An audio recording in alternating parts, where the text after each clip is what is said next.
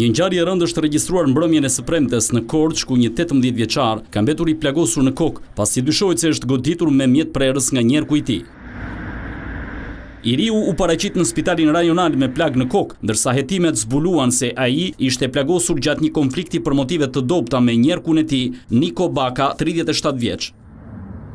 Burimet bën me dije se ngjarja ndodhi në banesën e bashkëjetuese së 37 vjeçarit, ku ishte organizuar një darkë familjare. Në Tryezë ndodheshin djali i saj 18 vjeçar, xhaxhai i të riut dhe persona të tjerë. Gjatë konsumimit të alkoolit nisi një debat i cili më pas degradoi në konflikt fizik. Në kulmin e përplasjes 37 vjeçari dyshohet se mori thikën dhe e goditi të riun në kokë, duke i shkaktuar plagë. Pas ngjarjes ai u largua menjëherë nga shtëpia. Por uniformat blu e lokalizuan autorin e dyshuar dhe më pas bën të mundur arrestimin e tij. 18 vjeçari mori ndihmën e parë në spitalin rajonal të Korçës dhe tashmë ndodhet jashtë rrezikut për jetën.